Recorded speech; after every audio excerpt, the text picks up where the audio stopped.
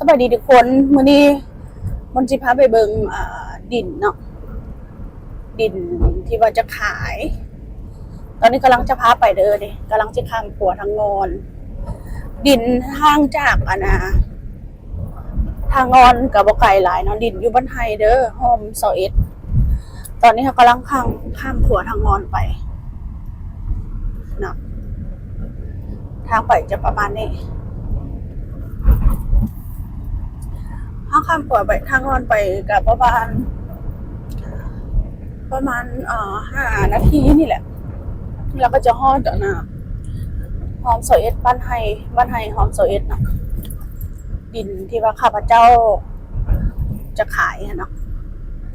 แม่นอยู่หอม21ที่จะพาทุกคนไปเบิ่งนำกัน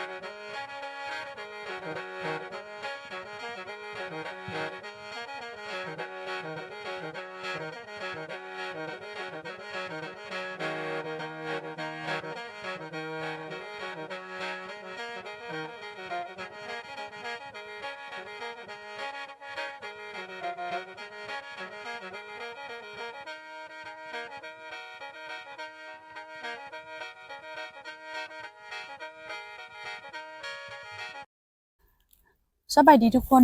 มื้อนี้สิพามารีวิวเบิ่งดินข้าพเจ้าเนาะที่ว่าจะขายออกนะเนาะอันนี้ดินพร้อมเฮือนไปจะพาไปเบิ่งสถานที่ดินแม่นอยู่บ้านไฮทางงอนเด้อทุกคนฮะตอนนี้บ่ทันได้ทางว่าได้ตอนนี้ยัง6อยู่เนาะ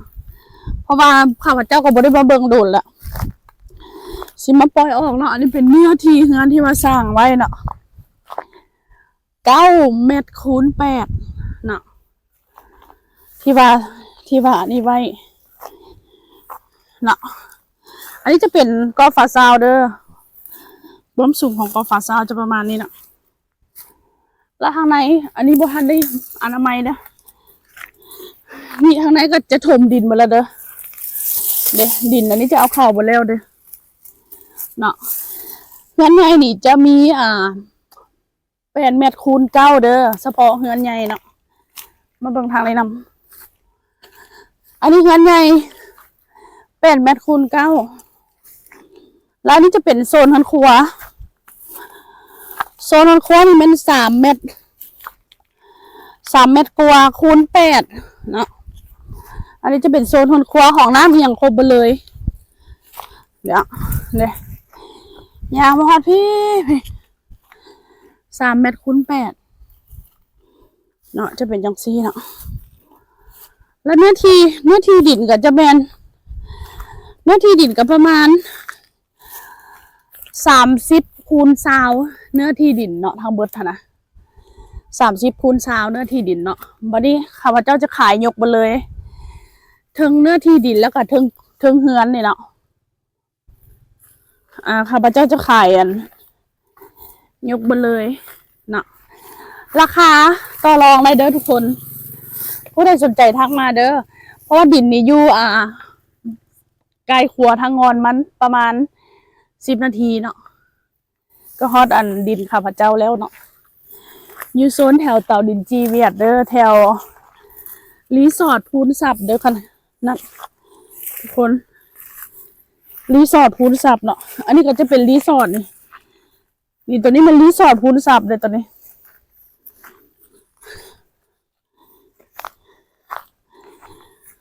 เนาะอันนี้เนาะเงินเนาะตัวนี้เนาะผู้ใดสนใจสามารถทักมาเลยเด้อราคาเดี๋ยวล้มกันหลังไมค์อันนี้ดินข้าพเจ้าอยู่นี่อันนี้จะเป็นรีสอร์ท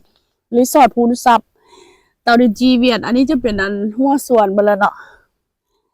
ดินบ่มีนายหน้าเด้อข้าพเจ้าเจ้าของขายเองเลยเนาะโอเคสนใจทักมาทุกคน